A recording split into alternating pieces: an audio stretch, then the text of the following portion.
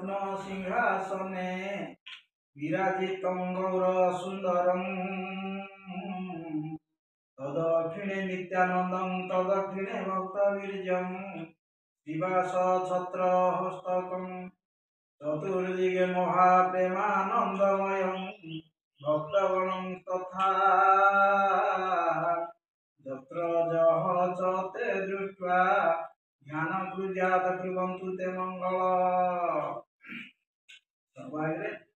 विश्व चिंतामणि विश्व लीलामय प्रभु कृष्ण चैतन्य चरण कमल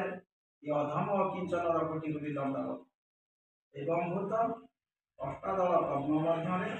रत्न सिंहासन उपर विराजमान कर महाप्रभु श्री श्री गौरांग देव जहाँकर दक्षिण पार्श्वर शोभावर्धनकारी अटंती परम पूज्य भक्तवर श्री श्री नित्यानंद गोस्वामी एवं भूत जो देवकर वाम पार्श्वर शोभावर्धनकारी अटंती परम पूज्य भक्तवर श्री श्री गदाधर पंडित गोस्वामी एवं भूत जो देवकर सम्मुख भागर शोभाକୁ ଅତିରଞ୍ଜିତ କରି ଗଢ଼ି ତୋଳୁଛନ୍ତି परम पूज्य भक्तवर श्री श्री अद्वैत गोस्वामी